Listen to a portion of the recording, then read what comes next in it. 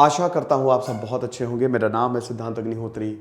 Study gloss पे आपका बहुत बहुत स्वागत है। दोस्तों, सोमालिया की हालात बद से बदतर होते जा रहे हैं। सोमालिया जो कि एक फेल्ड स्टेट है, यूनाइटेड नेशंस ने इसको एक फेल्ड स्टेट का दर्जा दिया है। अफगानिस्तान और सोमालिया ये दो फेल्ड स्टेट हैं। हॉर्न ऑफ अफ्रीका में आता है। Mohamed Siad Barre, Somali civil war, Isaaq genocide, इन सब पे मैंने लेक्चर किए हैं, आप ज़रूर देख लीजिएगा। ठीक है, तो क्या फेमाइन डिक्लेयर कर देना चाहिए सोमालिया में? चलिए इस पे नज़र डालेंगे। हम पीपीटी वाइज चलेंगे। ये है सोमालिया। थोड़ा सा इतिहास में आपको बता देता हूँ। ये अफ्रीका है और ये है, ये दिख रहा है ना, ये सोमालिया है।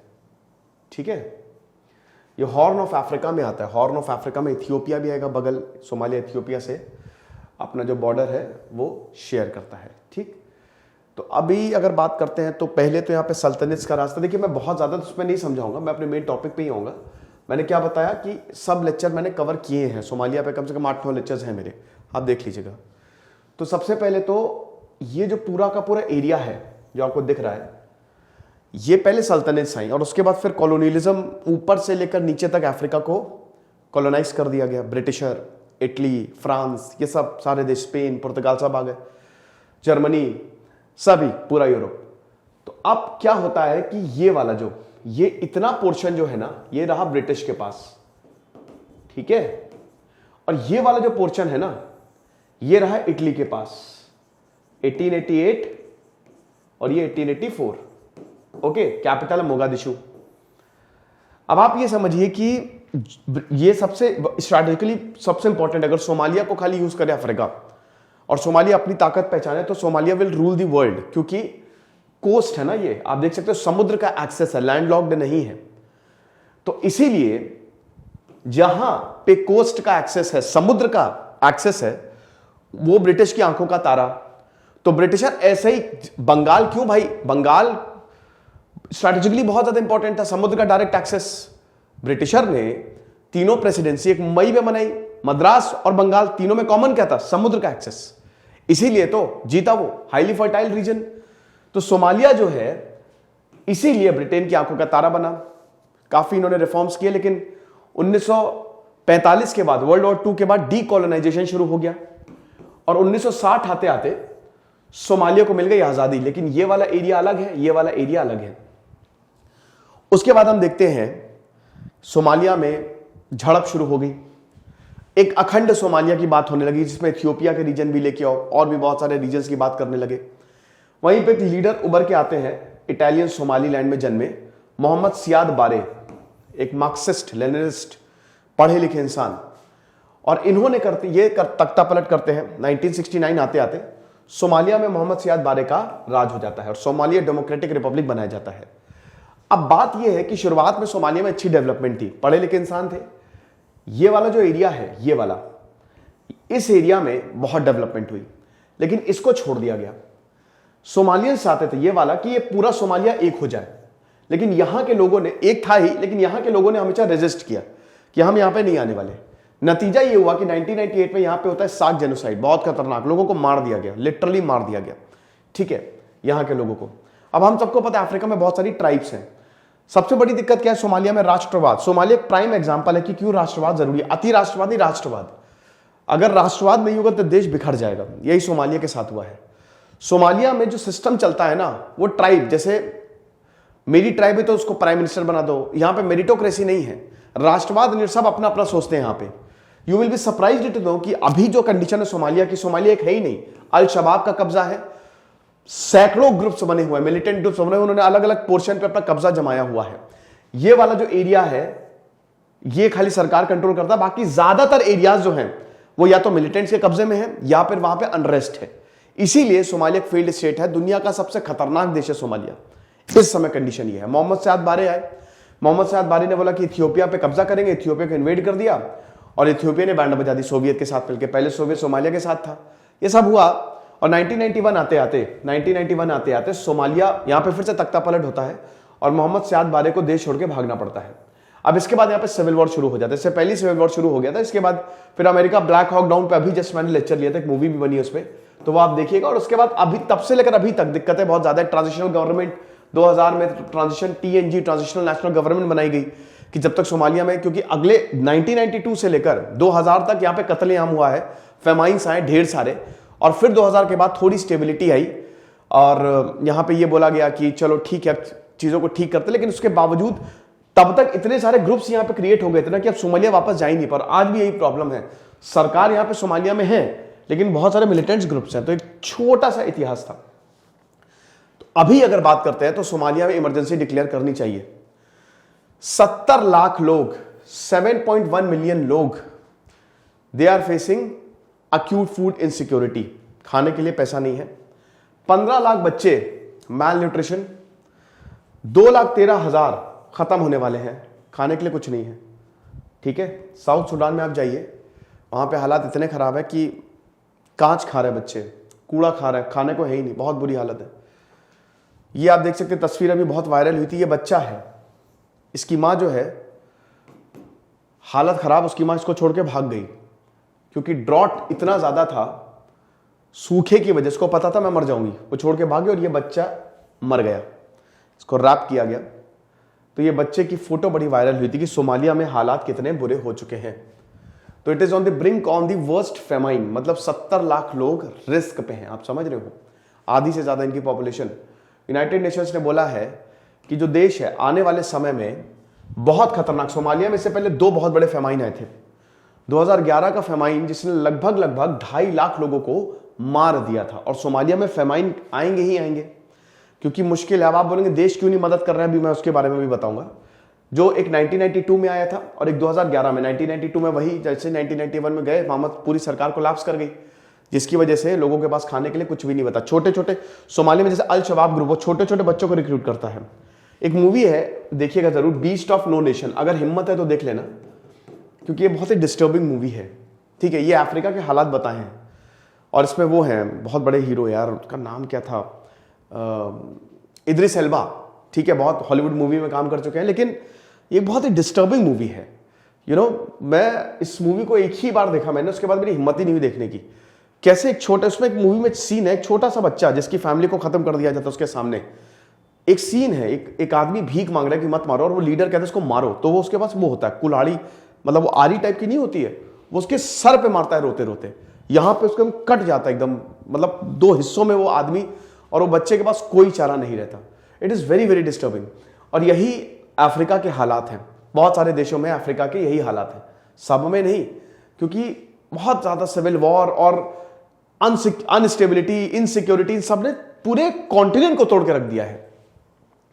2 ग्रेट फेमाइन 1992 जिसमें बहुत सारे लोग मरे थे, और समझिए 5 लाख के करीब लोग मारे गए इन दोनों को। अब आप देख सकते हैं, ये तो चलिए मैंने आपको बता ही चुका हूं, थोड़ा सा आंकड़ा देख सकते हैं कि 3,86,000 सीवियर मैल न्यूट्रिशन, एक बहुत बड़ा आंकड़ा होता है। 3,86,000 मतलब खाने के लिए कुछ नहीं है, और अगर उनकी मदद नहीं गई तो गए काम से।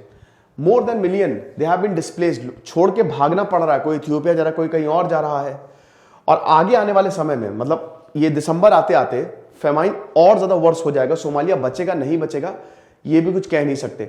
327 मिलियन $US जनवरी 2023 तक चाहिए ताकि लोगों को बचाया जा सके, लेकिन क्या ऐसा हो पाएगा? बहुत ज्यादा मुश्किल है। क्यों नहीं? इस वजह से।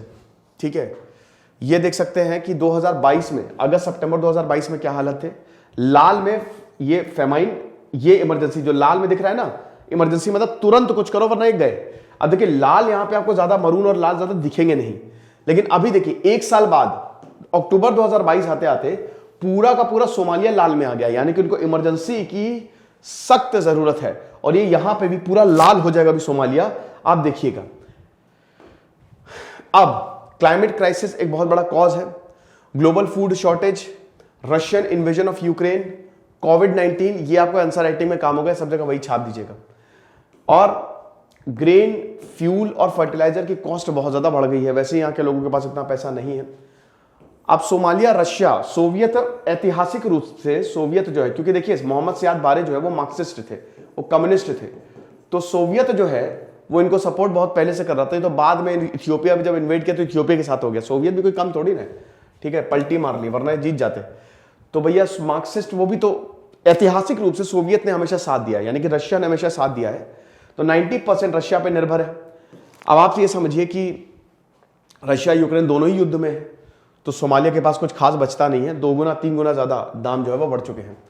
लगातार 5 सीजन जो है फेल्ड रेन्स, मतलब पूरे साल बारिश ही नहीं हुई। बारिश वैसे भी अफ्रीका में कम होती है, ठीक है, बहुत कम, आधे से ज्यादा तो सब सहारन स्टेट, तो सहारा में वैसे ही दे लिंक्ड टू क्लाइमेट चेंज। और उसके बाद वही लगभग 78 लाख के करीब सोमालिस दे हैव बीन हिट। फिर सबसे बड़ी दिक्कत ये है, अब आप बोलेंगे सर देश मदद क्यों नहीं करते, ये अल शबाब, ये पागल है, ये सुसाइड बॉम्बर्स रख देते हैं, बच्चों को तैनात कर देते हैं। तो कोई अगर देश मदद दे तो दे भी कैसे? ये मदद जाने ही नहीं जाती, ये अंदर ही नहीं उसको जाने जाते, ये वहीं पे ही रोक के सब खुद लूट लेंगे और लोगों तक पहुंचने नहीं देंगे। ये आप देख सकते हो, ये कैंप्स हैं, टेंट्स हैं, ये कहां कहां तक फैले हुए हैं, ठीक है। और आप ये देखिए, ये जो टेंट्स आपको दिख रहे हैं ना, दे आर सराउंडेड फ्रॉम अल शबाब, चारों तरफ अल शबाब के लोग हैं। तो कहां तक पहुंचे? कत्लेआम हो जाएगा अगर कोई देश चाहे भी, और वो कोई भी देश फिर ये नहीं करना चाहेगा, है ना। अब आप ये देखिए कि जहां पे ये सबसे इंपॉर्टेंट बेडोआ में, जिसको ब्रेड बास्केट ऑफ सोमालिया बोला जाता था, there is a decade association with famine. साथ ही साथ जो स्केलेटल बॉडीज हैं यहां पे 92 आज भी आपको देखने को मिलेगी। ये जो बहुत बड़ी ट्रेजेडी है, देखिए अमेरिका ने तो दिक्कत की ही है, अमेरिका की वजह से तो यहां पे प्रॉब्लम हुई है 1992 के बाद से, लेकिन फिर भी दोस्तों इंटरनल मैटर इनका इतना गड़बड़ है कि मुश्किल होने वाला है। आगे बढ़ते हैं। अब उसके बाद वही है कि फेमाइन को डिक्लेयर करना थोड़ा सा मुश्किल रहता है। क्यों नहीं मुश्किल रहता है? पहली बात, जो अभी यहाँ के प्राइम मिनिस्टर हैं वो नहीं चाहते कि फेमाइन, कोई भी देश नहीं चाहता फेमाइन डिक्लेयर हो। फेमाइन जब तक फेमाइन डिक्लेयर होना, ये एक तो सरकार करेगी, यूनाइटेड नेशंस करता है। एक बार फेमाइन डिक्लेयर हुआ, मतलब एक बार गलती जब तुमने मानी, बोला कि हाँ सूखा पड़ा है, भूखमरी के हालात है, तब जाके यूनाइटेड नेशंस एफर्ट लेता है, देश आगे आते हैं। लेकिन फेमाइन ही डिक्लेयर नहीं किया, तो जब तक फेमाइन डिक्लेयर नहीं करेंगे तो सपोर्ट कहां से आएगा? अब फेमाइन डिक्लेयर करना, मैंने क्या बताया, वो देश और यूनाइटेड नेशंस के। अब यूनाइटेड नेशंस तो तैयार है, लेकिन ये तैयार नहीं हो रहे सोमालिया। कैसे तैयार हो जाए? फेमाइन का मतलब समझ रहे हो? हमारी अभी सरकार आई है, हम अभी पॉलिटिक्स में एक्टिव है, लोग हाथ खींच लेंगे, सपोर्ट खींच लेंगे, लोग वोट नहीं देंगे अगली बार। ये हिसाब किताब है। तो फेमाइन डिक्लेयर करना कोई अच्छी बात, इसका मतलब आपने कुछ नहीं किया, आप एक फेल्ड स्टेट हो, ठीक है ना। तो यही चीज अब देख लीजिए, फेमाइन होता क्या है? भूखमरी, सूखा is an area when severe hunger is already, जब जहां पे बहुत ज्यादा कुछ भी खाने को नहीं रहता वो होता है, और लोग जो है वो they are dying of starvation, मतलब खाना ना मिलने के कारण जहां पे मौत हो रही हो तब। अब देखिए 3 कंडीशंस होती हैं यहां पे फेमाइन के लिए। सबसे पहले 20% of the population is facing extreme food shortage. वहां पे तो भाई बहुत ज्यादा 40 to 50 है। तो अगर आप देखो 20% पॉपुलेशन अगर एक्सट्रीम फूड शॉर्टेज है, तो दूसरी कंडीशन होती है 30% of the children acute malnutrition. वो भी सेटिस्फाइड है वहां सोमालिया के केस में कि मैल न्यूट्रिशन 30%, 100 में से 30 बच्चे मैल न्यूट्रिशन का, और 2/3 people out of every 10,000 are dying each day, यानी कि हर 2/3 लोग, हर 3 में से 2 इंसान हर दिन मर रहा है ये फूड शॉर्टेज की वजह से। तो ये 3 कंडीशंस होती हैं। अब जैसा कि मैंने बताया क्यों इसको डिक्लेयर नहीं किया, मैंने बताया कि हसन शेख मोहम्मद जो है वो नहीं डिक्लेयर करेंगे, क्योंकि अगर मान लीजिए इन्होंने फेमाइन डिक्लेयर किया, एक तो वही पॉलिटिक्स, और फिर दूसरी बात अल शबाब भी इसका इंतजार कर रही है। सरकार की एक गलती, अल शबाब हमला बोल देगी, धावा बोल देगी। आपको बता दूं कि सरकार भी अल शबाब के साथ मिलकर काम कर रही है, ताकि स्टेबिलिटी जो है, कभी कभी आपको शैतान के साथ हाथ मिलाना पड़ता है। अब अगर फेमाइन डिक्लेरेशन किया तो क्या ये it will enforce action? Well, technical तौर पे नहीं। मैंने क्या बताया कि जरूरी नहीं है फेमाइन डिक्लेयर भी हो गया तो सब सपोर्ट में आ जाएंगे, ये डिपेंड करता है यूनाइटेड नेशन और उसके मेंबर पे, ठीक है। अब हो सकता है कि ग्लोबल अटेंशन के लिए कर भी दे, बट जरूरी नहीं, इट्स नॉट नेसेसरी कि आप फेमाइन को, अब भारत को अगर लगेगा तो भारत सपोर्ट देगा, और नहीं लगेगा तो सपोर्ट नहीं मिलेगा। लेकिन अभी बड़ी बात यह है कि इस समय हालात बहुत ज्यादा खराब हैं, और प्रोजेक्शंस यही कह रहे हैं कि अभी भी बारिश नहीं होने वाली है, और ये भूखमरी जो है ये ऑल एरिया में भी फैल जाएगी, जिसकी वजह से दिक्कतें बहुत ज्यादा हैं। हमारा ब्लॉग्स studyglose.com वेबसाइट पे जाइए, हमने ब्लॉग्स डालने शुरू किए, बहुत ही शानदार ब्लॉग्स आते हैं हर चीज पे, ये भी आपको वहीं पे ही मिल जाएगा, इसकी PDF भी आपको वहीं पे मिल जाएगी। दिस इज सिद्धांत अग्निहोत्री साइनिंग ऑफ।